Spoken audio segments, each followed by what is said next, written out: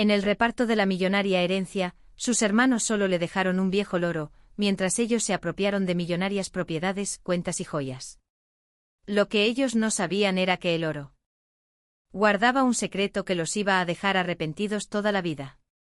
Don Rodrigo acababa de morir y en la mansión familiar solo había hipocresía. Álvaro, Isabel y Sergio llegaron con trajes oscuros y caras de circunstancia, pero sus ojos brillaban de codicia mientras el notario abría el sobre del testamento. Ignacio permanecía en una esquina del despacho, demacrado después de 6 meses. Limpiando las llagas de su padre, alimentándolo con cuchara, cambiándole pañales en la madrugada. Al lado suyo, en una jaula antigua, el loro Paco observaba todo con ojos que parecían demasiado inteligentes para un simple pájaro. El notario carraspeó. A mi hijo Álvaro le heredo las torres empresariales del centro de la ciudad valuadas en $18 millones. Álvaro sonrió abiertamente. A mi hija Isabel le heredo las propiedades costeras de Playa Azul y las cuentas bancarias en Suiza. Isabel aplaudió sin disimular su alegría. A mi hijo Sergio le heredo las concesiones mineras del norte y el paquete accionario de Industrias Salazar. Ignacio esperó su turno con el corazón acelerado. Había cuidado a su padre cuando los demás lo abandonaron.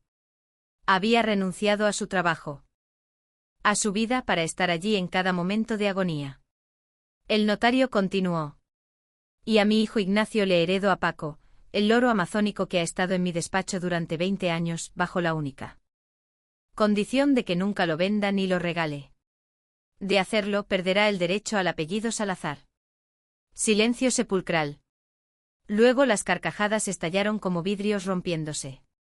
Isabel fue la primera en reírse. Una risa aguda y cruel que llenó el despacho. Un loro. Papá te dejó un pájaro sucio.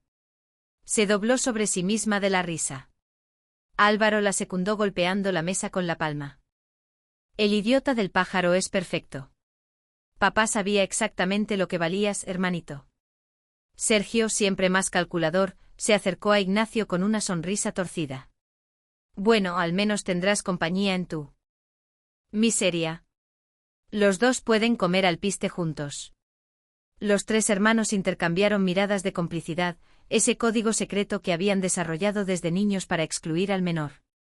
El notario intentó continuar. Existe una cláusula adicional, pero Álvaro lo interrumpió. No hay nada más que discutir. Tenemos lo que vinimos a buscar. Se puso de pie ajustándose la corbata. Ignacio. Agradece que papá tuvo piedad de ti. Pudiste no recibir nada. Isabel sacó un espejo de su bolso y se retocó el maquillaje. Ahora que lo pienso, si hay algo más. Ignacio, queremos que vacíes tu habitación hoy mismo. Esta casa es nuestra ahora y no necesitamos recordatorios de esto. Señaló vagamente hacia él con desprecio. Ignacio sintió las lágrimas arder en sus ojos, pero se negó a llorar. Frente a ellos. Papá me dejó esto por alguna razón. Sí, dijo Sergio acercándose peligrosamente. Porque eres igual de inútil que ese pájaro. Ahora lárgate antes de que te saquemos a patadas. Álvaro bloqueó la puerta cuando Ignacio intentó salir del despacho. Espera, antes de irte hay algo más. Sacó un billete de $50 y lo arrojó al suelo. Toma. Para que compres alpiste para tu herencia. Isabel y Sergio estallaron en carcajadas nuevamente. Ignacio se agachó para recoger el billete con las manos temblorosas. Lo necesitaba. No tenía dinero, no tenía trabajo, no tenía nada. Mientras sus dedos tocaban el billete, Álvaro puso sus zapatos sobre la mano de Ignacio presionando. Di gracias, hermano mayor. Gracias, hermano mayor, susurró Ignacio con la voz quebrada. Isabel se acercó con su celular grabando. Esto es oro. Ven. Este es el heredero del gran don Rodrigo Salazar arrastrándose por $50. Me hace reír tanto que apenas podía mantener el teléfono. Quieto. Sergio abrió la jaula de Paco y metió la mano. El loro picoteó violentamente, dejando una herida sangrante. Maldito bicho, gritó Sergio retirando la mano, igual de salvaje que su nuevo dueño. Paco gritó con una voz que no era la suya. Justicia, vuela alto. Justicia, vuela alto. Los hermanos se miraron incómodos por un segundo, pero Álvaro sacudió la cabeza.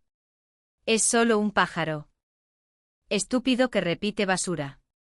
Se volvió hacia Ignacio. Tienes una hora. Recoge tus trapos y desaparece. Y llévate esa jaula apestosa. La habitación de alquiler olía a humedad y tenía una sola ventana. Quedaba a un callejón oscuro. Costaba $100 al mes, casi todo lo que Ignacio había logrado reunir haciendo trabajos ocasionales mientras cuidaba a su padre. La pintura se caía de las paredes en pedazos y el colchón en el suelo tenía manchas que prefería no investigar.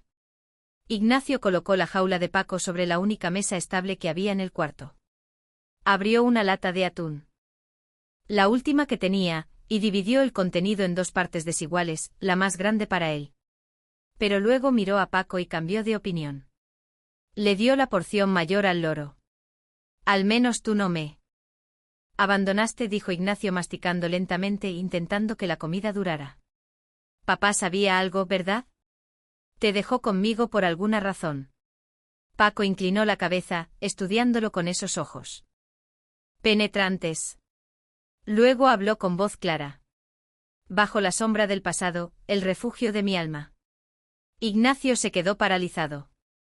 ¿Qué significa eso, Paco? El loro repitió, bajo la sombra del pasado. Bajo la sombra del pasado. Luego guardó silencio picoteando el atún. Ignacio sacó un cuaderno viejo de su mochila y anotó las frases. No entendía nada, pero algo en la forma precisa en que Paco las decía sugería que no eran palabras al azar, eran demasiado específicas, demasiado deliberadas. Esa noche, mientras intentaba dormir en el colchón duro, escuchó a Paco murmurar en la oscuridad. La clave es la fecha de mi mayor dolor. Continuando con la historia. En la mansión familiar, ahora oficialmente suya, los 3 hermanos celebraban con champaña de $4,000 la botella. Isabel había invitado a sus amigas del club social, todas mujeres de mediana edad con rostros estirados por cirugías y vestidos que costaban más que un auto usado. 18 millones en propiedades, gritaba. Una de ellas. Isabel, eres rica de verdad. Ahora Isabel levantó su copa. Siempre lo fui, querida, solo que ahora es oficial. Álvaro estaba en el despacho de su padre con su teléfono llamando a agentes inmobiliarios. Quiero vender las torres empresariales lo antes posible. Sí, las 3. ¿Cuánto pueden ofrecerme en efectivo inmediato? Su adicción al póker había dejado deudas considerables y los prestamistas no eran pacientes. Sergio en otra habitación hablaba en mandarín por videollamada con compradores asiáticos. Las concesiones mineras están listas para explotación inmediata. Cobre. Oro, zinc, documentación completa. Podemos cerrar el trato esta semana. Ya había comenzado a fantasear con el yate que compraría. Ninguno de ellos notó los pequeños detalles. Los documentos del testamento mencionaban activos registrados, pero no especificaban su estado legal actual. Las escrituras tenían fechas muy recientes, apenas 2 meses antes de la muerte de su padre. Y había una nota al pie en letra pequeña que el notario no había leído en voz alta. Los herederos asumen todas las responsabilidades legales y fiscales asociadas con estos activos.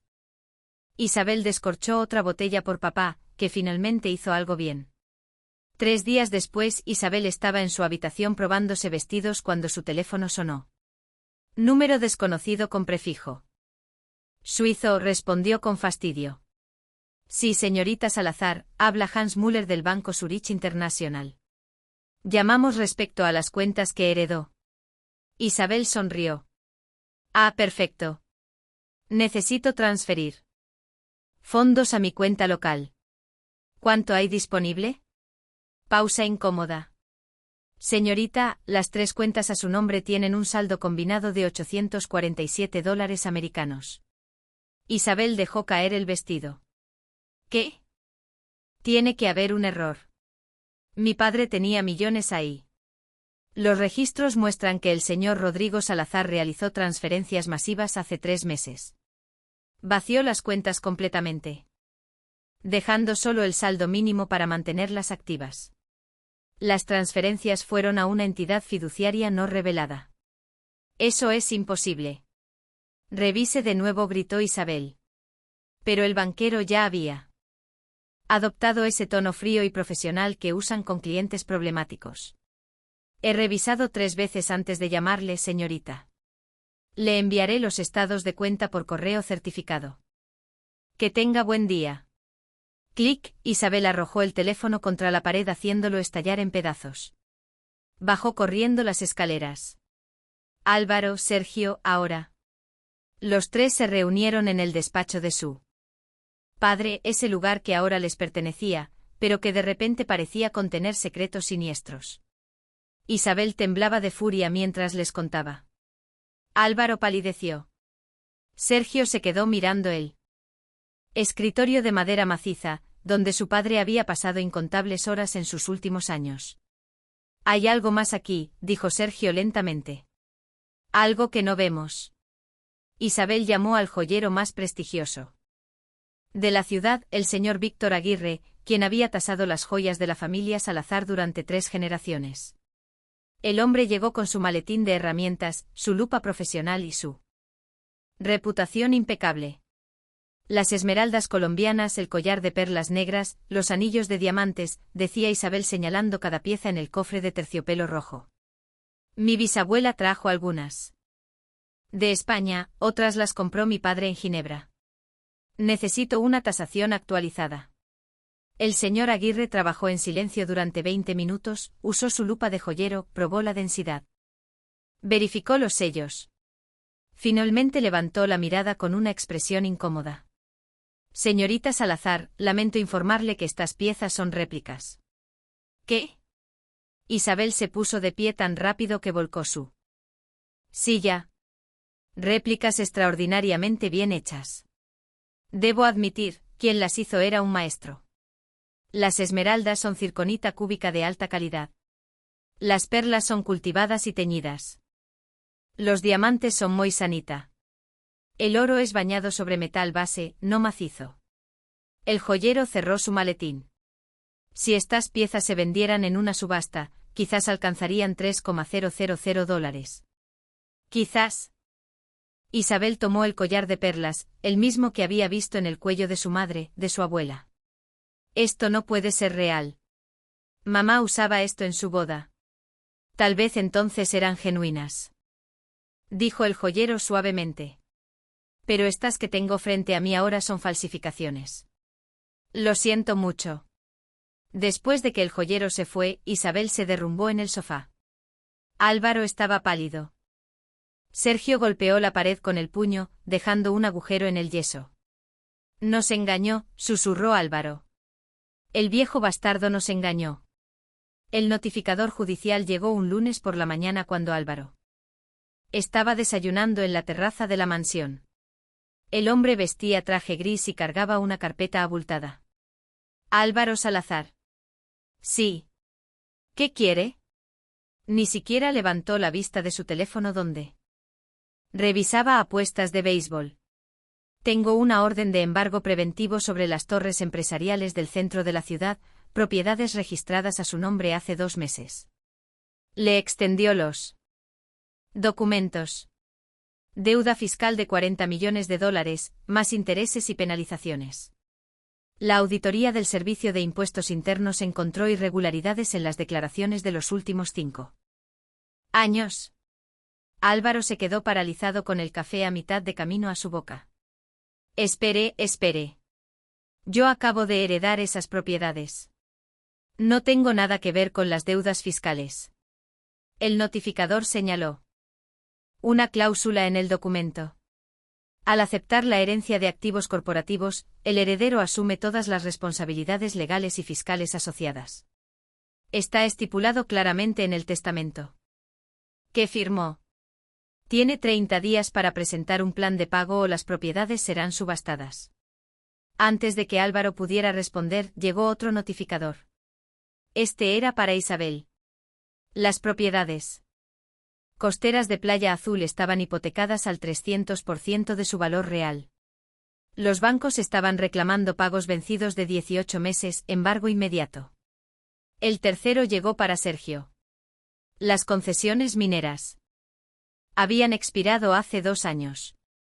Las acciones de Industria Salazar eran de una compañía fantasma bajo investigación penal por lavado de dinero.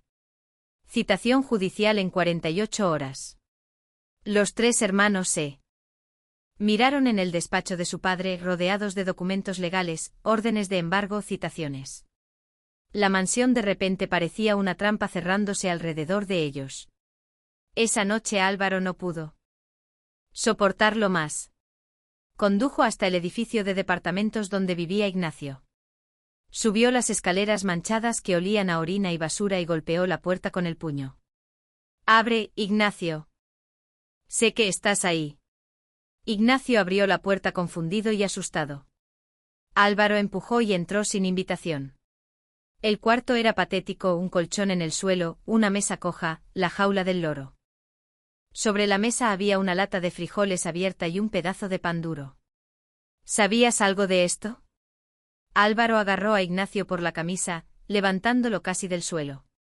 ¿Sabías que el viejo nos dejó deudas envenenadas? No sé de qué hablas. Ignacio intentó liberarse, pero Álvaro era más fuerte. Las propiedades, las cuentas, las joyas, todo era falso. Nos dejó bombas de tiempo legales. Álvaro lo empujó contra la pared. Y a ti te dejó un pájaro, idiota. ¿Por qué? ¿Qué te hace tan especial? Ignacio negó con la cabeza y lágrimas de miedo en sus ojos. Solo me dejó a Paco. No entiendo por qué. Álvaro se volteó hacia el loro que los observaba con calma desde su jaula. Papá estaba loco al final. Hablaba con ese pájaro como si fuera una persona. Dio un paso hacia la jaula. Tal vez deberíamos cocinarlo, al menos serviría para algo. En ese momento Paco habló con una voz que detuvo a Álvaro en seco. No era la voz del loro, era la voz exacta, perfecta de don Rodrigo Salazar. La clave es la fecha de mi mayor dolor. Álvaro retrocedió, el color drenándose de su rostro. ¿Qué fue eso? Álvaro regresó a la mansión temblando. Isabel y Sergio lo esperaban en el despacho, rodeados de documentos legales que habían estado revisando durante horas. ¿Y bien?, preguntó Isabel. El idiota sabía algo. El loro, dijo Álvaro. Su voz apenas un susurro. El maldito loro. Habló con la voz de papá. Dijo algo sobre la clave es la fecha de mi mayor dolor. Sergio se puso de pie lentamente. ¿Qué? Lo escuché con mis propios oídos. No era la voz del pájaro, era papá. Exactamente como papá. Álvaro se sirvió whisky con manos temblorosas. Ustedes saben que papá pasaba horas con ese loro. Horas y horas, especialmente al final. Isabel comenzó a buscar en los archivos del escritorio. Mamá murió hace 20 años, Julio X. Esa fue su fecha de mayor dolor. Siempre lo decía.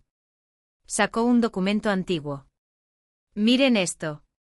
El testamento menciona que papá compró a Paco. Exactamente 2 semanas después de que mamá muriera. ¿Por qué? Sergio recordó algo. Cuando papá estaba con Alzheimer, a veces llamaba al loro Victoria, el nombre de mamá. Ignacio me contó una vez que papá le hablaba al pájaro como si fuera ella. Los 3 se quedaron en silencio, un silencio lleno de comprensión creciente y terror. Si su padre había entrenado al loro, si le había enseñado cosas. Durante 20 años, ¿qué más sabía ese animal? Necesitamos ese loro, dijo Isabel finalmente. Sea lo que sea que papá le enseñó, está en ese maldito pájaro. Ignacio nunca lo va a vender, dijo Álvaro. El testamento dice que si lo hace pierde el apellido y ese idiota es muy sentimental. Sergio sonrió fríamente. Entonces no le vamos a pedir permiso. 3 meses después, el mundo de los hermanos Salazar se había desmoronado completamente. Isabel vivía en un departamento de 2 habitaciones en un barrio de clase media-baja, un lugar que antes habría considerado debajo de su dignidad hasta para visitarlo. Su Mercedes había sido embargado. Sus tarjetas de crédito canceladas. Sus amigas del club social ya no respondían sus llamadas. Álvaro era acosado día y noche por prestamistas mafiosos. Debía $200,000 a una organización criminal dirigida por un hombre conocido como el Turco. Ya le habían dado 2 palizas de advertencia. Los moretones en sus costillas apenas comenzaban a sanar cuando aparecían nuevos. Dormía con un bate de béisbol bajo la cama, pero sabía que no serviría de nada. Sergio enfrentaba cargos penales reales. La fiscalía había descubierto que las empresas fantasmas que heredó eran vehículos para lavar dinero de contratos gubernamentales corruptos. Su foto había aparecido en los periódicos. Su abogado le advirtió que podría enfrentar hasta 15 años de prisión si lo declaraban culpable. Se reunieron en un café de mala muerte, el tipo de lugar donde antes nunca habrían sido vistos muertos. Café aguado y sillas de plástico. Isabel tenía ojeras profundas. Álvaro no se había afeitado en semanas. Sergio había perdido 10 kilogramos del estrés. Esto no puede estar pasando, murmuraba Isabel, removiendo su café sin probarlo. Éramos los Salazar, éramos alguien. El viejo nos destruyó desde la tumba, dijo Álvaro amargamente. Cada regalo era un veneno. Sabía exactamente lo que estaba haciendo. Sergio golpeó la mesa. Suavemente. Recuerden lo que papá solía decir. Mi verdadera fortuna está segura y volando alto. Lo dijo al menos 10 veces en sus últimos meses. Los 3 se miraron. La respuesta era obvia. Ignacio trabajaba en el supermercado Megamart como empacador de bolsas. Ganaba $8 la hora más propinas. Las propinas eran escasas. Sus compañeros de trabajo eran, en su mayoría jóvenes que lo llamaban el viejo. Aunque solo tenía 32 años. La humillación era constante pero necesaria. Necesitaba comer. Paco necesitaba comer. Llegaba a casa cada noche exhausto con los pies hinchados y la espalda adolorida, pero siempre se detenía en el mercado para comprar fruta fresca para Paco. Manzanas, uvas, plátanos. El loro comía mejor que él. Una noche mientras Ignacio comía fideos instantáneos directamente de la olla, Paco comenzó a hablar. Pero esta vez no eran frases filosóficas o crípticas, eran números. 479.286, Ignacio levantó la vista con fideos colgando de su tenedor. ¿Qué dijiste, Paco? 479.286, repitió el loro con claridad absoluta. Luego agregó Avenida Libertadores 847. Ignacio anotó rápidamente en su cuaderno una dirección.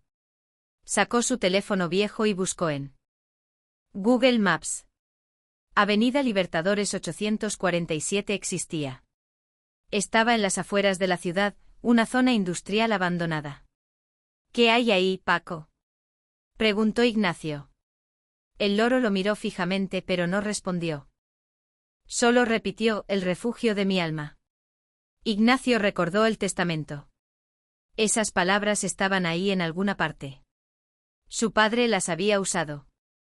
Revisó la copia maltratada del testamento que guardaba en su mochila. Sí, ahí estaba en una nota al pie que apenas había notado. Los activos verdaderos esperan a quien conozca el refugio de mi alma. El corazón de Ignacio comenzó a latir más rápido. Era posible. Su padre había dejado algo para él después de todo.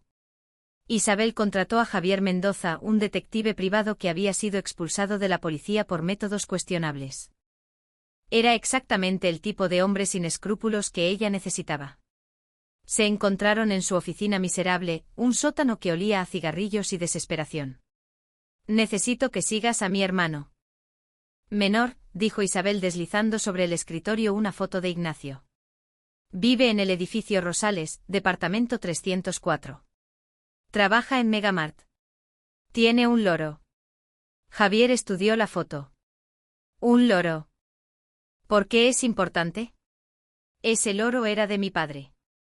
Creemos que sabe algo. Información valiosa. Quiero que grabes todo lo que el pájaro dice. Cada palabra, cada número, cada sonido. Isabel sacó su reloj de oro, el último objeto de valor que le quedaba. Esto vale $2,000. Es tuyo si haces bien el trabajo. Javier tomó el reloj examinándolo. Era genuino. ¿Y si tu hermano me descubre? No lo hará. Es un idiota. Solo síguelo, graba al pájaro, repórtame diariamente. Isabel se puso de pie. Y Javier, si el loro dice algo importante, llámame inmediatamente. No importa la hora.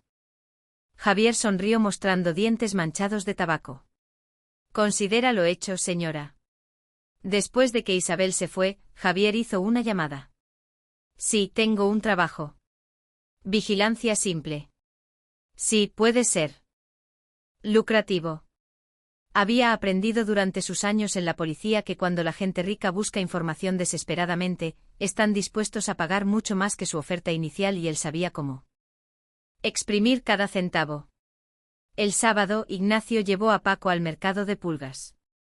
El loro iba en su jaula portátil, cubierta parcialmente con una tela ligera. A Paco le gustaba ver a la gente. Ignacio le había explicado al veterinario que era bueno para la salud mental del ave estar en ambientes variados. Estaba examinando manzanas cuando escuchó voces familiares detrás de él. Su sangre se congeló. Isabel y Álvaro. Así terminaste, hermanito. La voz de Isabel era como veneno dulce, comprando fruta podrida en el mercado de pobres. Ignacio se volteó lentamente. Isabel llevaba ropa de marca, pero él notó que era de colecciones viejas. Álvaro estaba más delgado con aspecto enfermizo. Solo estoy comprando comida, dijo Ignacio tranquilamente. Con tu pájaro apestoso, agregó Álvaro señalando la jaula. ¿Qué tipo de perdedor pasea un loro por el mercado? Ah, cierto. El tipo de perdedor que empaca bolsas de supermercado. La gente alrededor comenzó a mirar. Ignacio sintió la humillación arder en sus mejillas. Déjenme en paz. Isabel se acercó más. ¿Sabes qué? Deberías cocinarte ese pájaro. Al menos te alimentarías. Bien por un día. La carne del loro es tierna, dicen. Se rió de su propio chiste cruel. Álvaro le dio un golpecito a la jaula, haciendo que Paco gritara alarmado, «¡Oh, véndelo! Seguro algún zoológico de tercera te daría $50 por él». En ese momento Paco gritó con la voz de Don Rodrigo. Justicia vuela alto, los cobardes caen bajo. Isabel y Álvaro se quedaron paralizados. La gente alrededor murmuró. Ignacio aprovechó el momento de confusión para alejarse rápidamente, protegiendo la jaula contra su pecho. Javier Mendoza estaba estacionado a 50 metros del mercado con su equipo de grabación apuntando. Había capturado toda la interacción. Cuando Paco gritó esas palabras con la voz del padre muerto, Javier casi se cayó de su asiento. Reprodujo la grabación 3 veces. No había duda. Ese no era un loro normal imitando sonidos. Ese pájaro había sido entrenado específicamente, meticulosamente, para decir ciertas cosas en momentos específicos. La voz era perfecta. Una reproducción exacta. Llamó a Isabel inmediatamente. Necesitas escuchar esto. Esa tarde los 3 hermanos se reunieron en la oficina de Javier. Él reprodujo la grabación. Cuando llegó a la parte donde Paco dice justicia vuela alto, Sergio golpeó el escritorio. ¿Lo escuchan? Vuela alto. Papá siempre dijo mi fortuna vuela alto. Javier mostró más grabaciones de días anteriores. Paco recitando números. Paco diciendo, Avenida Libertadores 847. Paco repitiendo, el refugio de mi alma una y otra vez. Ese loro es un archivo de audio viviente, dijo Javier. Tu padre le enseñó. Información específica, números de cuenta, direcciones, claves, todo está en ese pájaro. Isabel miró a sus hermanos. Necesitamos ese loro esta noche. Álvaro negó con la cabeza. Ignacio nunca lo va a dar y no podemos simplemente tomarlo. Si algo le pasa al loro, él va a sospechar. Entonces lo asustamos, dijo Sergio fríamente. Lo asustamos tanto que nos lo dé voluntariamente. O mejor aún, que algo accidental le pase a su puerta y el loro simplemente se escape. Javier sonrió. Por otros $1,000 puedo hacer que parezca un robo aleatorio. Nadie sospechará nada. Los hermanos no. Tenían $1,000, pero Sergio tenía contactos peligrosos del submundo criminal que le debían favores y estaba listo para llamarlos. Sergio apareció en el supermercado donde trabajaba. Ignacio 3 días después. Vestía ropa casual intentando parecer amigable. Ignacio estaba empacando bolsas cuando vio a su hermano mayor acercarse. Su cuerpo se tensó inmediatamente. Ignacio. Espera, dijo Sergio levantando las manos en señal de paz. No vine a pelear de verdad. Ignacio terminó de empacando en silencio. Dio las gracias mecánicamente al cliente y luego miró a Sergio. ¿Qué quieres? Hablar como hermanos. Podemos tomar un café. Sergio señaló la cafetería al otro lado de la calle. Te invito, solo 15 minutos. Ignacio desconfiaba, pero la curiosidad ganó.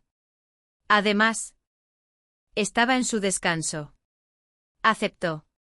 Se sentaron en una mesa junto a la ventana. Sergio pidió 2 cafés y pan dulce. Mira, Ignacio, sé que las cosas han estado mal entre nosotros, muy mal. Y lo siento. Ignacio no dijo nada esperando el truco. Álvaro, Isabel y yo estamos en problemas serios. Papá nos dejó una herencia envenenada. Deudas, investigaciones legales, propiedades hipotecadas. Sergio sonaba genuinamente angustiado. Y a ti te dejó un loro. ¿Por qué? Tiene que haber una razón. No lo sé, respondió Ignacio honestamente. Solo sé que papá me pidió que lo cuidara. El loro dice cosas extrañas. Sergio intentó sonar casual. Ignacio sintió una alarma en su mente. Solo frases sin sentido. Ya sabes cómo son los loros. Números, direcciones. Presionó Sergio. Ignacio negó con la cabeza. Nada importante, mintió, y por la forma en que los ojos de Sergio se estrecharon, supo que su hermano sabía que mentía. Sergio cambió de táctica. Mira, si alguna vez necesitas ayuda o si descubres algo importante, háblame. Somos familia, ¿verdad? Ignacio se puso de pie. Mi descanso terminó. Álvaro estaba en el club de póker Dorado, un lugar clandestino en el sótano de un edificio comercial. La desesperación lo había llevado allí buscando una solución rápida a sus deudas. Si ganaba una mano grande, tal vez podría pagar al turco. Tal vez. Pero la suerte no estaba de su lado. Perdió $5,000 en la primera hora, 10,000 en la segunda. Al final de la noche debía 50,000 más. El líder del juego era el turco mismo, un hombre corpulento, con cicatrices en las manos y ojos fríos como hielo. Álvaro. Álvaro. Dijo el turco encendiendo un cigarro cubano. Me dijeron que tu familia era rica, los Salazar, pero aquí estás llorando por míseros dólares. Puedo pagarte, mintió Álvaro. Solo dame 2 semanas. El turco chasqueó los dedos. 2 hombres enormes agarraron a Álvaro de los brazos. Ya te di 2 semanas. Luego 2 semanas más. Ahora estamos en el mes 4. Mi paciencia tiene límites. Le pegó con el cigarro encendido en el dorso de la mano. Álvaro gritó. 1 semana, dijo el turco. 7 días. $250,000. O empezamos a quitarte partes del cuerpo. Empezaremos con un dedo, luego una oreja, luego, bueno, usaremos nuestra imaginación. Álvaro fue arrojado a la calle, sangrando y llorando. Llamó a Isabel con las manos temblando. Necesito el loro ahora. No me importa como ahora. Isabel escuchó la desesperación en su voz. Sergio tiene un plan esta noche. Prepárate. Álvaro miró su mano. Quemada. 1 semana, 7 días para encontrar $250,000 o morir. El loro era su única esperanza.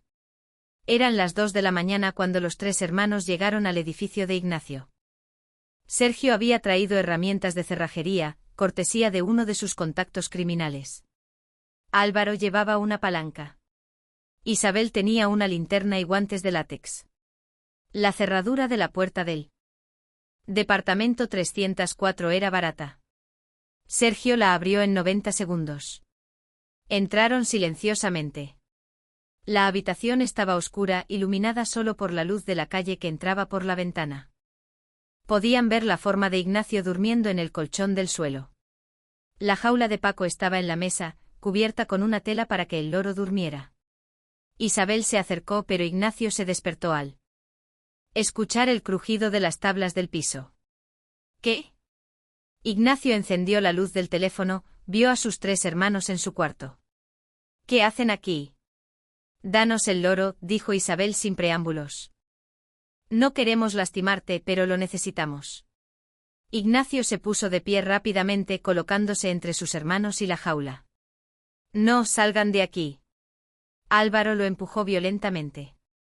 No tienes opción. Idiota. Forcejearon. Ignacio era más débil, desnutrido por meses de comer mal. Los 3 hermanos lo superaban en número. En medio del forcejeo, Paco despertó. La tela cayó de su jaula. El loro vio la escena y gritó, no con su propia voz, sino con la voz perfecta, autoritaria y furiosa de don Rodrigo Salazar. La clave es la fecha de mi mayor dolor. Todos se quedaron paralizados. El grito resonó en las paredes. Era como si su padre estuviera allí en ese cuarto miserable, observándolos, Ignacio con lágrimas en los ojos y sangre saliendo de su labio partido. Susurró el día que mamá murió, Julio X. Al escuchar la voz de Ignacio decir la respuesta correcta, Paco pareció activarse como una computadora que había recibido la contraseña correcta. El loro habló rápidamente, claramente con la voz de don Rodrigo. Avenida Libertadores 847, bajo la sombra del pasado, la casa de juegos, el refugio de mi alma. Allí espera la verdad. Allí espera la justicia. Álvaro no esperó más, agarró la jaula completa, con Paco dentro y corrió hacia la puerta. Isabel y Sergio lo siguieron. Ignacio intentó detenerlos, pero Sergio lo empujó contra la pared con fuerza, golpeándole la cabeza contra el concreto. No nos sigas o será peor, amenazó Sergio antes de salir. Ignacio cayó al suelo mareado, sangre goteando de una herida en su frente. Escuchó el motor de un auto arrancar afuera. Se levantó tambaleándose, buscó su teléfono, llamó a la policía. Emergencias. ¿Cuál es su situación? Me robaron. Mis hermanos entraron a mi casa.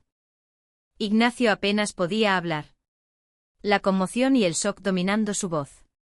¿Está herido, señor? Sí, pero no importa. Robaron mi loro. Tiene información importante. Hubo una pausa. Un loro, señor. Me está diciendo que sus hermanos robaron un loro. Sí, por favor. Necesito. Pero el operador ya tenía ese tono de otro loco en su voz. Señor, esto suena como un asunto familiar civil. Puede hacer una denuncia en la mañana en cualquier estación de policía. ¿Necesita una ambulancia? No, necesito. Olvídelo. Ignacio colgó. Sabía lo que tenía que hacer. Tomó su cartera, su teléfono y salió corriendo a la calle. Eran las 3 de la mañana. Necesitaba un taxi urgentemente. El taxista era un hombre mayor con cara de haber visto todo en sus años de trabajo nocturno. Avenida Libertadores 847. Eso está en la zona industrial vieja. Joven, no hay nada ahí a esta hora. No importa, dijo Ignacio urgentemente. Necesito llegar ahora. Le pagaré el doble. El taxista vio la desesperación en los ojos de Ignacio, la sangre seca en su rostro. Suba, el viaje tomó 20 minutos. Ignacio miraba por la ventana rezando para que no fuera demasiado tarde. Paco era más que un loro. Era la última conexión con su padre. Era aparentemente la clave de algo importante que su padre había planeado. ¿Qué pasó con su cara?, preguntó el taxista mirándolo por él. Espejo retrovisor. Mis hermanos, respondió Ignacio simplemente. La familia puede ser difícil, dijo el taxista con conocimiento, especialmente cuando hay dinero de por medio. No es solo dinero, murmuró Ignacio. Es justicia. Llegaron a la dirección. Era un terreno baldío rodeado de una cerca de alambre oxidada. A través de la oscuridad, Ignacio pudo ver un árbol seco en el centro y una estructura de madera destartalada a un lado. También vio un auto estacionado afuera, el Mercedes negro de Sergio. ¿Quiere que me quede?, preguntó el taxista preocupado. No, está bien. Ignacio pagó y bajó. El taxista se alejó lentamente, mirando por el espejo con mal presentimiento. Ignacio trepó la cerca. Adentro podía escuchar voces. Sus hermanos estaban gritando frustrados y podía escuchar a Paco gritando también asustado. Ignacio corrió hacia el terreno, su corazón latiendo con fuerza. Los tres hermanos estaban frente al árbol seco, exhaustos y cubiertos de tierra. Habían traído palas del auto y habían comenzado a cavar frenéticamente tan pronto llegaron.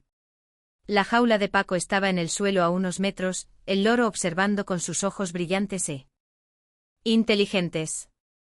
Aquí, bajo la sombra del pasado, gritaba Álvaro, cavando como un loco bajo las raíces retorcidas del árbol. El maldito pájaro dijo que estaba aquí. Isabel cavaba junto a él. Sus uñas cuidadosamente manicuradas, ahora rotas y sangrando. Tiene que haber algo. Papá no habría planeado todo esto para nada. Sergio era el más metódico, cavando en un patrón sistemático. El árbol está muerto hace años. Sombra del pasado. Tiene sentido. Algo está enterrado aquí. Golpeó metal con la pala y su corazón saltó. Aquí encontré algo. Los tres se lanzaron a cavar más rápido, quitando tierra con las manos desnudas. Emergió una caja metálica del tamaño de un maletín pequeño, oxidada por los años bajo tierra. Tenía un candado antiguo. Álvaro tomó una roca grande y golpeó el candado repetidamente hasta que se rompió. Sus manos temblaban mientras abría la tapa. Isabel apuntó con la linterna del teléfono. Dentro había papeles viejos y amarillentos. Facturas médicas del año que su madre murió, recibos de tratamientos de quimioterapia, fotografías familiares de cuando eran niños, todos sonriendo antes de que la codicia y el resentimiento los destruyeran. Nada más, silencio absoluto. El tipo de silencio que llega justo antes de que el mundo se derrumbe. No, susurró Isabel. No, no, no. Álvaro arrojó la caja vacía contra el suelo con tanta fuerza que se abolló. El viejo estaba loco. Senil, no hay nada aquí. Empezó a dar patadas a la tierra, gritando obscenidades al cielo nocturno. Isabel se derrumbó sentada en el suelo sollozando. Lo perdí todo por esto. Mi casa, mi reputación, mis amigas, todo. ¿Y para qué?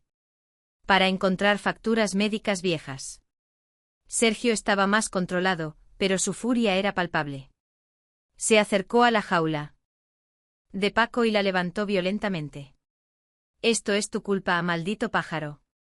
Nos hiciste creer que había algo aquí. Sacudió la jaula. Paco gritó asustado, batiendo sus alas contra los barrotes. El refugio de mi alma, el refugio de mi alma. Cállate. Sergio arrojó la jaula contra el suelo. No se rompió, pero Paco quedó acostado de lado, aturdido. Eso fue cuando estalló el verdadero veneno. Entre los hermanos. Isabel se puso de pie señalando a Álvaro. Esto es tu culpa. Si no fueras un maldito ludópata, podríamos haber investigado mejor en lugar de correr aquí como idiotas desesperados. Mi culpa. Álvaro la empujó. Tú gastaste cientos de miles en cirugías plásticas y ropa de marca. Eres tan falso como tu nariz falsa. Sergio se interpusió. Basta los dos. Yo soy el que tiene cargos. Criminales reales. Yo soy el que podría ir a prisión. Porque eres un corrupto, escupió Isabel. Sobornaste funcionarios usando el nombre de papá. Manchaste el apellido Salazar. ¿Y ustedes qué? Contraatacó Sergio. Álvaro lavó dinero del narcotráfico. Isabel, tus inversiones eran esquemas piramidales. Todos somos criminales. Papá lo sabía, por eso nos dejó esta basura. Ignacio apareció. Desde la oscuridad corriendo hacia la jaula caída. ¿Qué le hicieron? Levantó la jaula suavemente. Paco estaba vivo pero temblaba.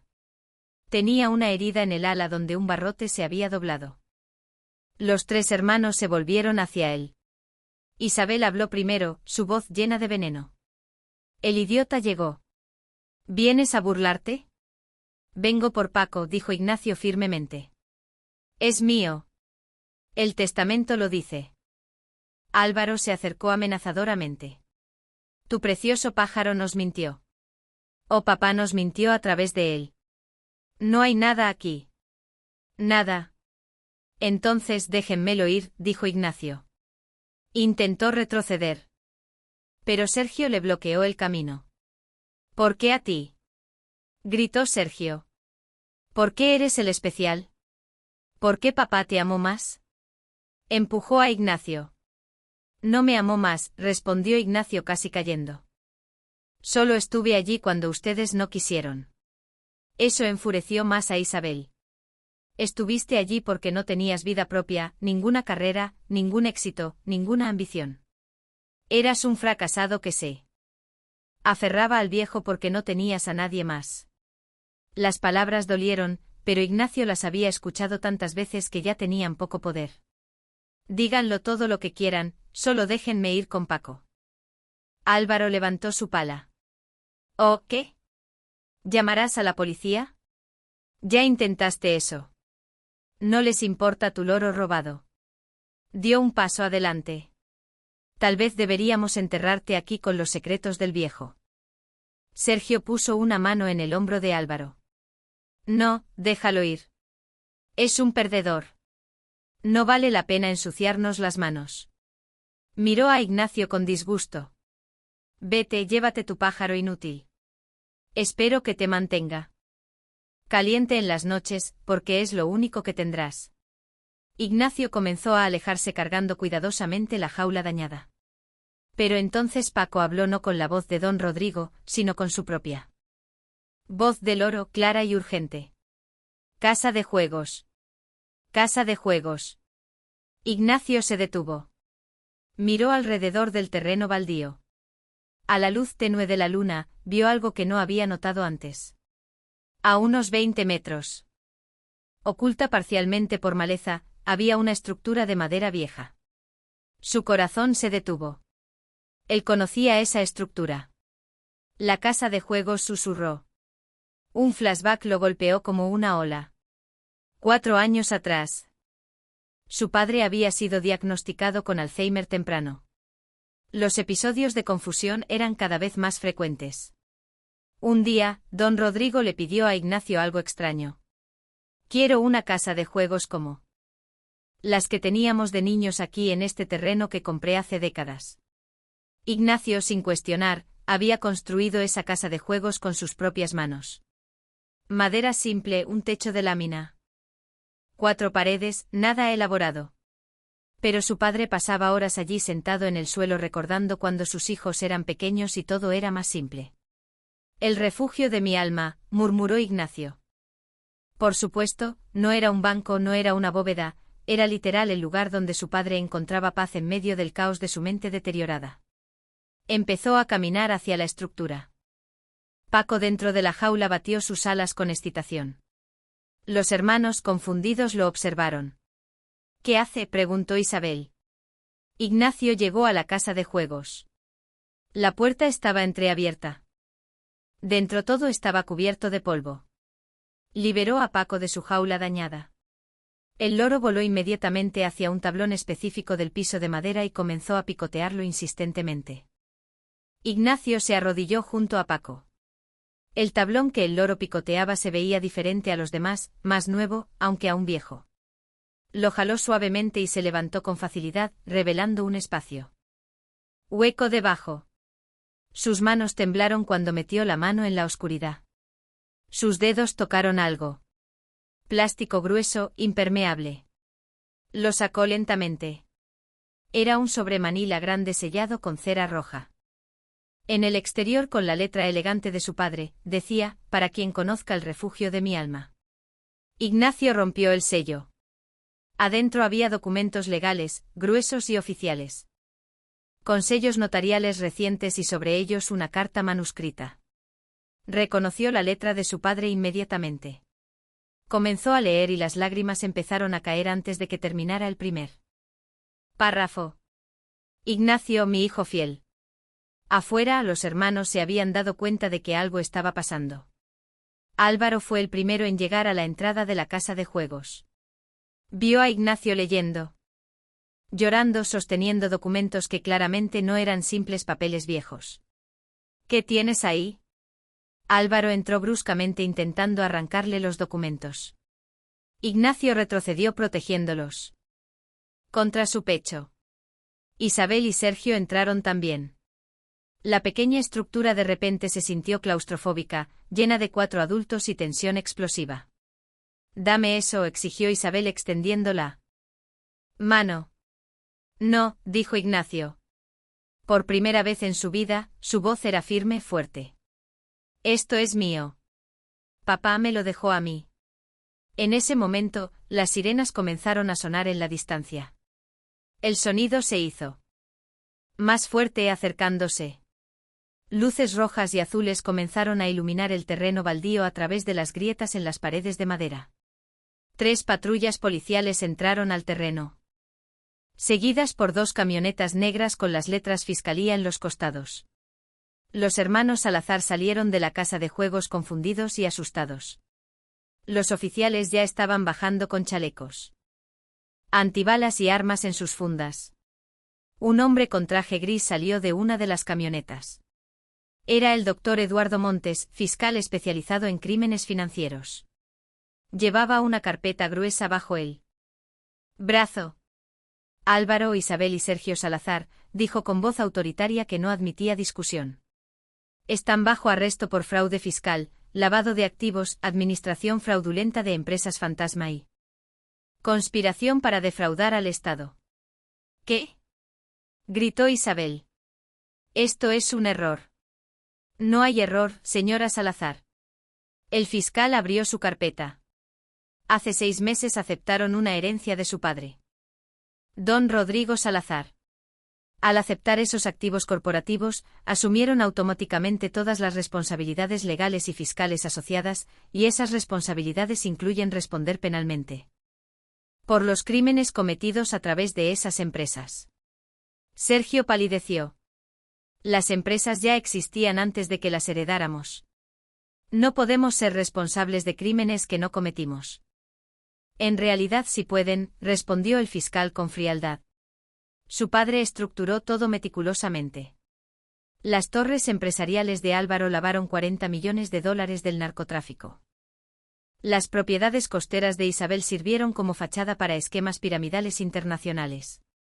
Las concesiones mineras de Sergio fueron adquiridas mediante sobornos a funcionarios públicos y tienen documentación firmada aceptando estos activos tal como están con todas sus obligaciones. Álvaro intentó correr. 2 oficiales lo taclearon al suelo esposándolo.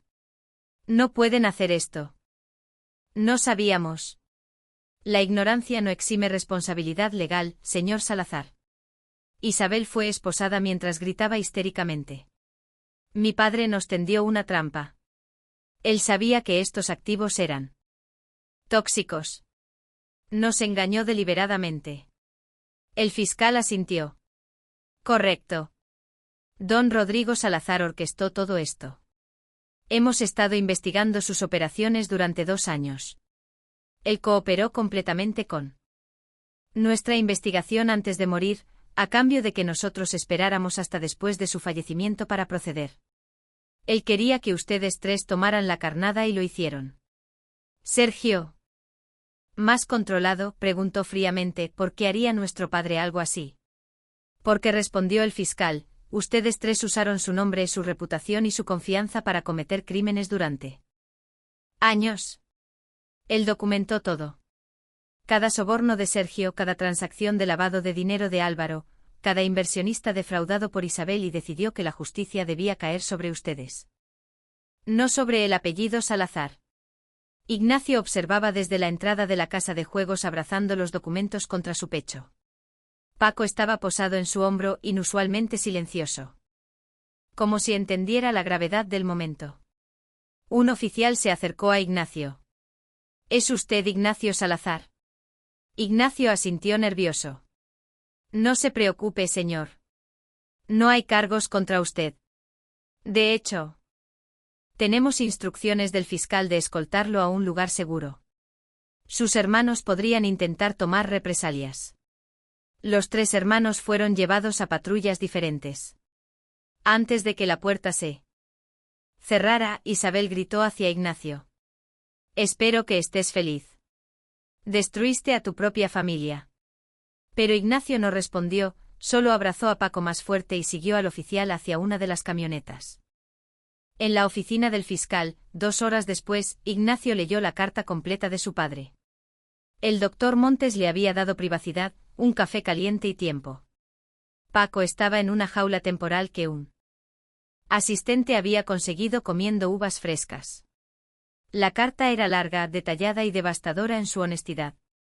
Ignacio, mi hijo fiel.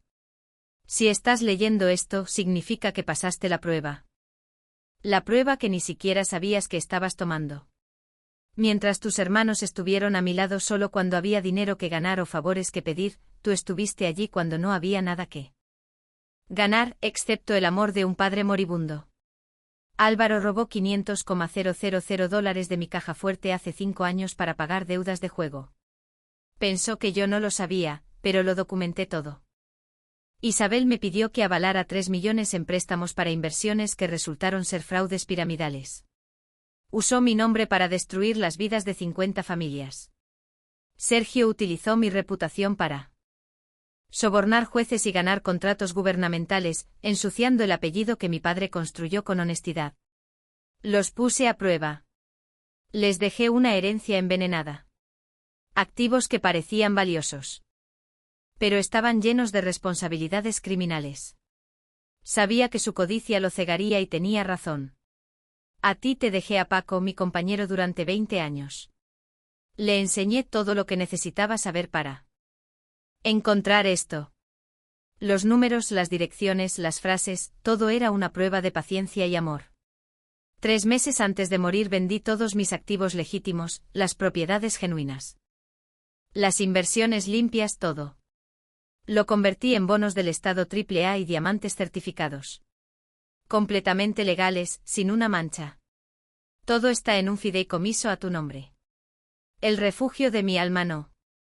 Era solo esta casa de juegos que construiste para mí cuando mi mente se desmoronaba. Eres tú, Ignacio. Tú eres mi refugio, el único hijo que me amó por quien era, no por lo que tenía. Ignacio terminó de leer la carta con la visión borrosa por las lágrimas. La última parte era la más importante. Los documentos en este sobre incluyen el fideicomiso completo. El doctor Emilio Rivas.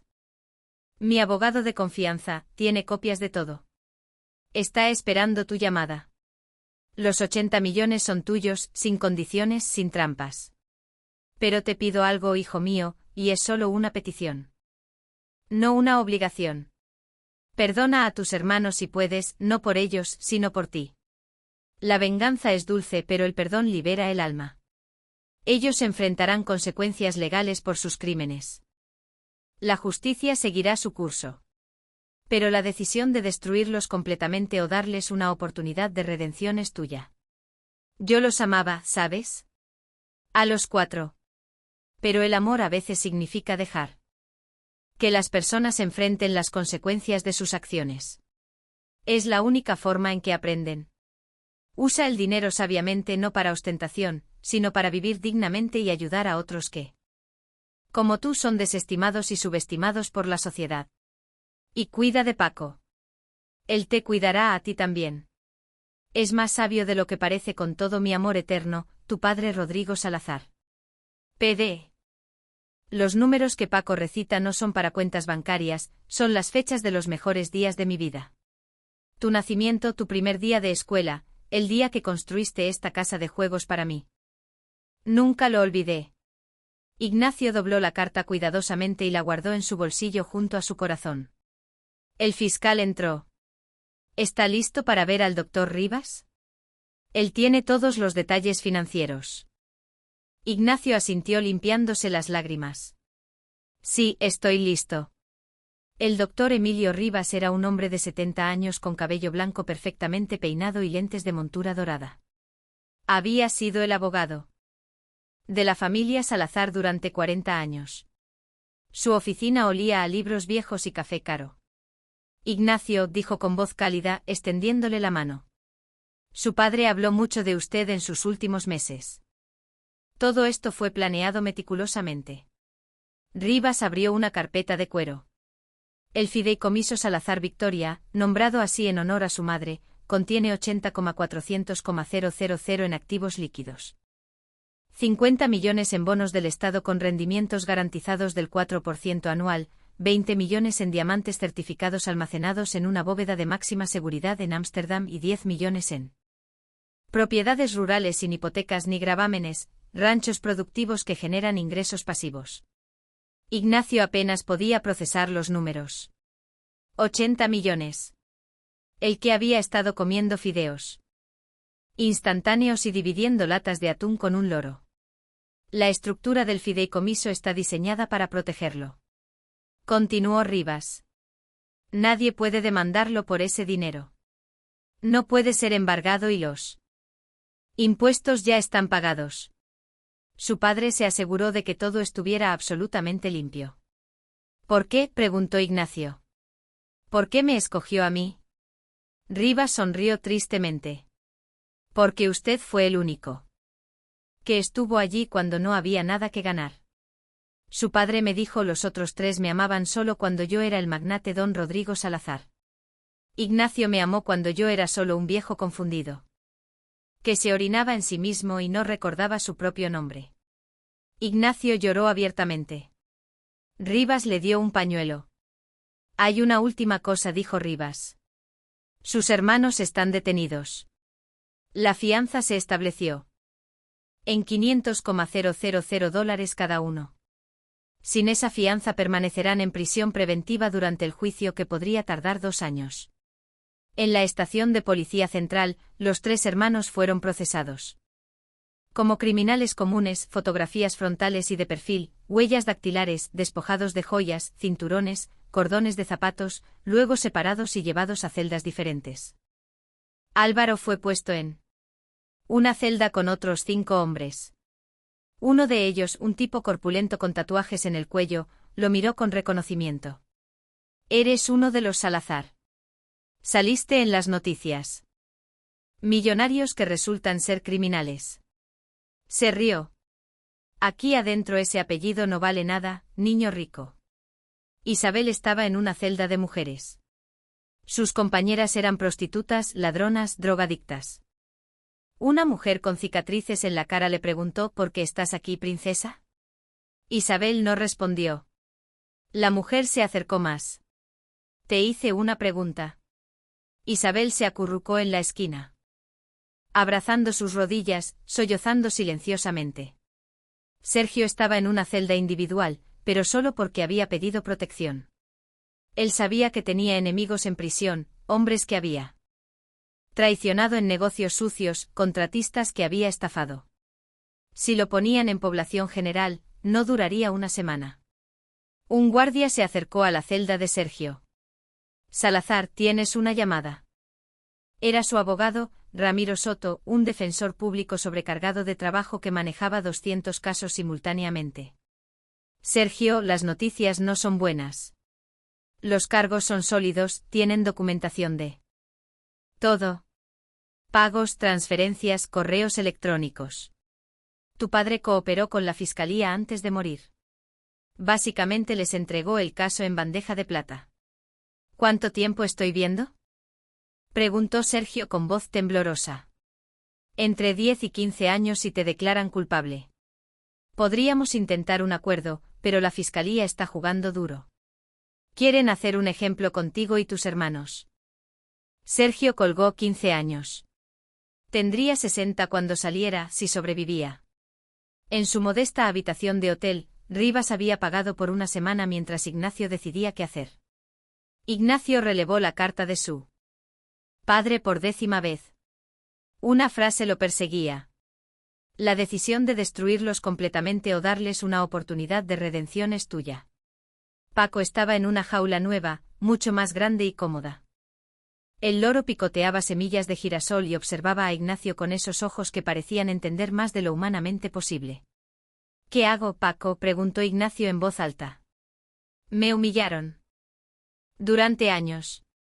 Me robaron. Me golpearon, celebraron mi miseria y se supone que debo perdonarlos. Paco inclinó la cabeza. Luego habló, pero no con la voz de don Rodrigo, con su propia voz de loro. Suave y clara. Justicia no es venganza. Ignacio se quedó paralizado. Era la primera vez que escuchaba a Paco decir algo que no había sido claramente enseñado por su padre. O tal vez sí lo había sido. Y simplemente nunca lo había escuchado. Pensó en su madre Victoria. Ella había muerto cuando él tenía 12 años, pero recordaba sus enseñanzas. El perdón no es para los demás, Ignacio, es para ti. Para que no cargues veneno en tu corazón. Pensó en su padre, quien claramente había planeado esta prueba moral final. No solo usarás el dinero sabiamente, sino qué tipo de persona eres cuando tienes el poder de destruir a quienes te lastimaron. Esa noche Ignacio durmió poco. Su mente era un campo de batalla entre la parte de él que quería ver a sus hermanos pudrirse en prisión y la parte que aún recordaba cuando eran niños, antes de que la codicia los envenenara. Recordaba a Álvaro enseñándole a andar en bicicleta, a Isabel comprándole helado cuando otros niños lo molestaban, a Sergio defendiéndolo de un bravucón en la escuela. ¿Dónde se habían perdido esas personas? A la mañana siguiente Ignacio llamó al doctor Rivas. Quiero pagar las fianzas de mis hermanos. Hubo silencio en la línea. ¿Estás seguro, Ignacio? Son $500,000 cada uno, 1,500,000 total. Estoy seguro, dijo Ignacio firmemente, pero con condiciones. Pagaré para que salgan de prisión preventiva, pero no pagaré sus abogados defensores. No pagaré sus deudas civiles. No pagaré sus gastos de vida. Que enfrenten sus juicios como adultos responsables. Que trabajen. Que sufran un poco. Que aprendan lo que es la vida real. Rivas hizo una pausa. Es una decisión sabia, compasiva, pero no ingenua. Su padre estaría orgulloso. ¿Hay algo más?, agregó Ignacio. Quiero que se les notifique que fui yo quien pagó sus fianzas. No que sea anónimo. Que sepan que tuve el poder de dejarlos allí y elegí no hacerlo. Entendido. Procederé inmediatamente. 2 horas después, un guardia abrió la celda de Álvaro. Salazar, te liberaron. Alguien pagó tu fianza. Álvaro no podía creerlo. Isabel Sergio recogió sus pertenencias en la ventanilla y salió al área de espera. Allí estaban Isabel y Sergio también, recién liberados, igualmente confundidos. Un asistente legal les entregó a cada uno un sobre. Dentro una carta simple en papel membretado del bufete Rivas y Asociados. Su fianza ha sido pagada por su hermano Ignacio Salazar, utilizando fondos del fideicomiso que heredó de su padre. Esto le permite salir de prisión preventiva mientras espera juicio. Sin embargo, señora Salazar, debe entender que esto no incluye representación legal. Debe contratar su propio abogado o usar un defensor público. Pago de deudas civiles. Pendientes, gastos de manutención, ningún otro apoyo financiero. Su hermano desea que sepa que esto es un acto de compasión familiar, no una condonación de sus acciones. Los tres hermanos salieron de la estación de policía al sol brillante de mediodía. Se pararon en la acera procesando lo que acababa de suceder. Álvaro fue el primero en hablar. Ignacio pagó. El hijo de tiene el dinero de papá. Todo el dinero real, dijo Isabel amargamente. Mientras nosotros recibimos las bombas, papá nos engañó perfectamente.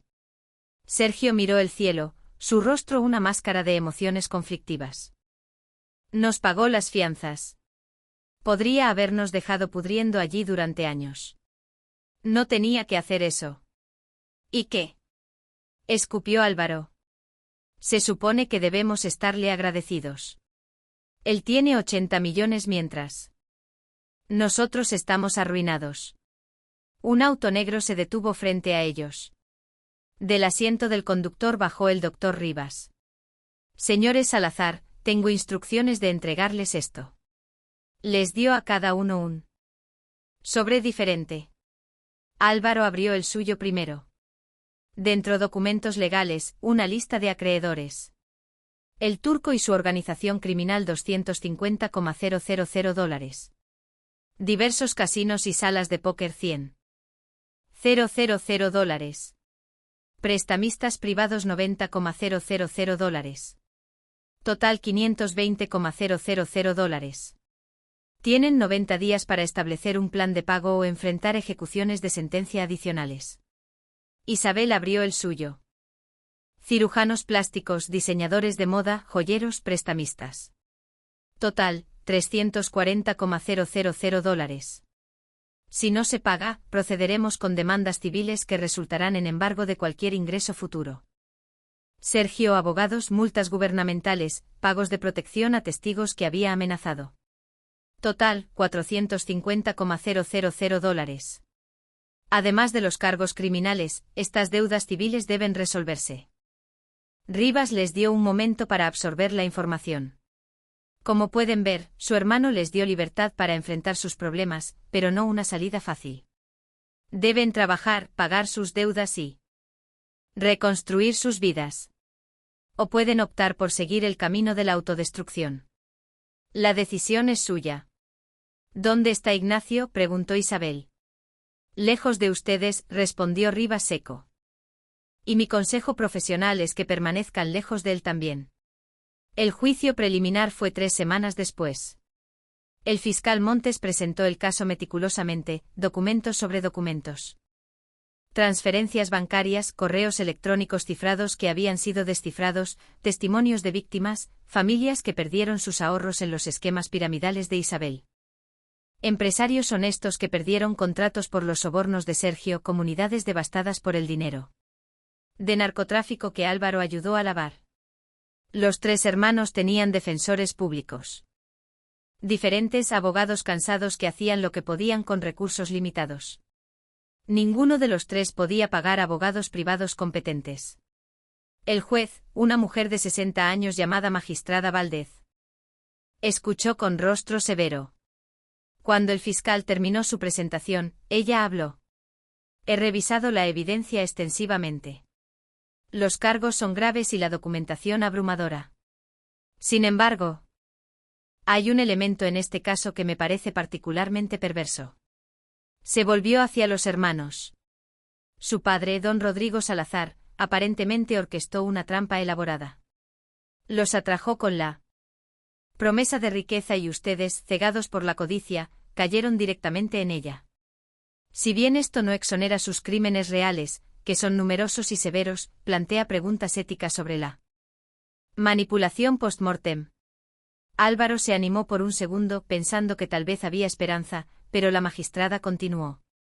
Sin embargo, la manipulación de su padre no los obligó a cometerlos. Crímenes originales, los sobornos de Sergio, el lavado de dinero de Álvaro, los fraudes de Isabel. Todos esos crímenes fueron cometidos por ustedes voluntariamente, mucho antes de que su padre estructurara esta trampa. Él simplemente se aseguró de que enfrentaran las consecuencias. Dio su veredicto. Prisión preventiva queda suspendida. Deben reportarse semanalmente.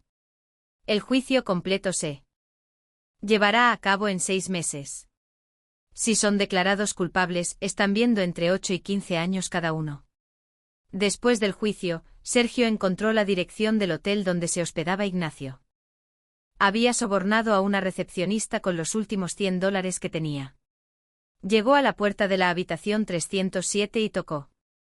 Ignacio abrió sorprendido y asustado. ¿Cómo me encontraste? No importa, dijo Sergio. No entré sin permiso. Esta vez vine a, no sé, agradecerte, maldecirte, ambas cosas. Ignacio se quedó en la puerta sin invitarlo a pasar. No tienes que decir nada. Sí, sí tengo. Sergio parecía haber envejecido 10 años en 3 semanas. Nos trataste mejor de lo que merecíamos. Pagaste nuestras fianzas. Podríamos estar pudriéndonos en celdas inmundas, pero no lo estamos gracias a ti. Y aún así te odio, dijo Ignacio sin emoción. Sí, admitió Sergio. Te odio porque tienes lo que debería ser nuestro. Te odio porque papá te amó más. Te odio porque eres mejor persona de lo que yo jamás seré. Se rió amargamente. Pero también te respeto y eso me confunde como el infierno. Sergio se dio vuelta para irse, pero se detuvo. Cuando salga de prisión, si salgo, voy a intentar ser diferente. No sé si puedo cambiar realmente, pero voy a intentarlo. No por ti, por mí, porque no quiero morir siendo lo que soy ahora. Ignacio sintió algo ablandarse en su pecho. Pero su voz permaneció firme. Espero que lo logres, Sergio. De verdad lo espero. Después de que Sergio se fue, Isabel apareció, luego Álvaro, cada uno con sus propias versiones retorcidas de disculpas que no eran realmente disculpas. Cada uno con su resentimiento mezclado con gratitud obligada. Cada uno dejando en claro que aunque Ignacio había sido compasivo, la brecha entre ellos era demasiado amplia para ser sanada con un solo acto de bondad. Esa noche Ignacio habló con Paco en la habitación del hotel. El loro había estado inusualmente silencioso durante toda la visita de los hermanos, como si entendiera que eran momentos privados y delicados. ¿Hice lo correcto, Paco?, preguntó Ignacio.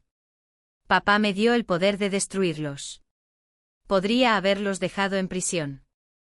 Podría haberlos visto sufrir completamente. Parte de mí quería eso, una gran parte de mí. Paco caminó a lo largo de su percha hasta estar lo más cerca posible de Ignacio. El loro habló con una voz que Ignacio reconoció, la voz de su madre Victoria, grabada hace más de 20 años, pero preservada perfectamente en la memoria del ave. El perdón no significa olvidar, significa liberarte de las cadenas del odio. Ignacio lloró. Su padre había entrenado a Paco para decir eso, sabiendo que llegaría este momento. Extraño a mamá. La extraño tanto. Tu madre está orgullosa, dijo Paco ahora con la voz de don Rodrigo. Yo estoy orgulloso. Hiciste bien, hijo. Ignacio extendió su mano y Paco trepó a ella. El loro se acurrucó contra su pecho y Ignacio lo abrazó gentilmente. Durante 20 años. Este pájaro había sido el confidente de su padre, el guardián de secretos, el arquitecto de una justicia complicada, y ahora era suyo. Recordó algo que Rivas había mencionado. Podía donar parte de su fortuna de forma anónima. Podía ayudar a las víctimas de los crímenes de sus hermanos. Las familias que perdieron dinero en los esquemas de Isabel, los trabajadores que fueron despedidos cuando las empresas de Sergio colapsaron, las comunidades afectadas por el dinero del narcotráfico que Álvaro ayudó a lavar. Eso es, murmuró Ignacio. Usaré el dinero para reparar el daño que ellos hicieron. No en su nombre, en nombre de mamá. 6 meses después, el día del veredicto final llegó. El juicio había sido extenso, mediático, exhaustivo. Las víctimas habían testificado. Los expertos forenses habían explicado las complejas estructuras criminales. Los abogados habían argumentado apasionadamente. La magistrada Valdez dio su veredicto. Álvaro Salazar, culpable de lavado de dinero en primer Grado. Sentencia 10 años de prisión. Elegible para libertad condicional después de 6. Álvaro se derrumbó en su silla. Isabel Salazar, culpable de fraude múltiple y operación de esquema piramidal. Sentencia 8 años de prisión. Elegible para libertad condicional después de 5. Isabel gritó, pero los guardias la silenciaron. Sergio Salazar, culpable de soborno, corrupción y conspiración. Sentencia 12 años de prisión elegible para libertad condicional después de 8. Sergio simplemente cerró los ojos y asintió como si hubiera estado esperando exactamente eso. Sin embargo, continuó la magistrada, dadas las circunstancias únicas de este caso y las cartas que he recibido de su hermano menor, voy a permitir que cumplan sus sentencias en una prisión de seguridad mínima. No de seguridad máxima. Esto les da una mejor oportunidad de rehabilitación y educación. Los hermanos fueron esposados y llevados afuera. Ignacio estaba en la galería pública observando. Sus ojos se encontraron brevemente con los de cada hermano. No había triunfo en la mirada de Ignacio, solo una tristeza profunda por lo que podría haber sido. Afuera del juzgado, Rivas esperaba. Sus hermanos tienen un largo camino por delante, pero usted les dio una oportunidad, una pequeña, pero una oportunidad. ¿Y las deudas civiles?, preguntó Ignacio. Las víctimas de sus crímenes presentaron demandas. Los bienes restantes de sus hermanos serán liquidados y distribuidos. No quedará nada. Ignacio asintió. Bien. 8 meses después del veredicto, Ignacio visitó a Álvaro en prisión. Fue una visita no anunciada. Álvaro se sorprendió cuando el guardia lo llamó. ¿Tienes visita, tu hermano? Se sentaron frente a frente con una mesa de metal entre ellos. Álvaro se veía diferente. Más delgado, sin el aspecto enfermizo del vicio. Llevaba el uniforme naranja de la prisión y tenía las manos encallecidas de trabajar en la lavandería. ¿Por qué viniste?, preguntó Álvaro genuinamente.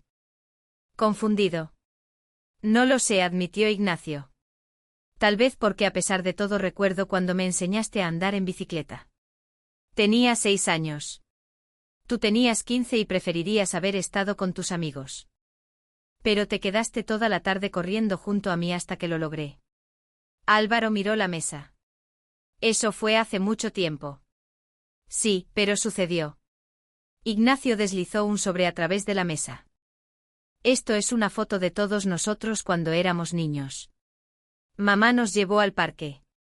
Todos estábamos sonriendo. Éramos felices. Álvaro tomó la foto. Sus ojos se llenaron de lágrimas. ¿Qué nos pasó? Crecimos, dijo Ignacio simplemente, y tomamos decisiones, malas decisiones. ¿Alguna vez me perdonarás?, preguntó Álvaro. Ignacio pensó cuidadosamente. Te perdoné cuando pagué tu fianza. Pero el perdón no significa que podamos volver a ser hermanos. Significa que no voy a cargar con el peso del odio hacia ti. Eso es todo lo que puedo ofrecer ahora. Álvaro asintió, entendiendo. Es más de lo que merezco. Ignacio se puso de pie para irse. ¿Hay algo más? He creado un fondo para las familias que fueron perjudicadas por tus crímenes y los de Isabel y Sergio. Está siendo administrado por una fundación independiente. Recibirán compensación, no completa, pero algo. ¿En nuestro nombre?, preguntó Álvaro. No, en nombre de mamá, Victoria Salazar. 2 años después del inicio de toda esta historia, Ignacio vivía en una casa modesta en el campo a 2 horas de la ciudad. No era ostentosa ni lujosa. Era una casa de 2 pisos con un jardín grande, gallinas, un pequeño huerto de vegetales. Vivía simplemente, aunque sabía que en su cuenta bancaria había decenas de millones. Paco tenía ahora una pajarera enorme en el jardín, donde volaba libremente durante el día. En las noches el loro dormía adentro en la habitación de Ignacio, en una percha especial junto a la ventana. Ignacio había donado secretamente 20 millones a hospitales, orfanatos y escuelas públicas. Siempre bajo el nombre de su madre, nunca el suyo. Nadie sabía que el donante anónimo era el hijo idiota de los Salazar. Seguía trabajando, no necesitaba el dinero, pero trabajaba en una biblioteca. local como voluntario, ayudando a niños con dificultades de aprendizaje.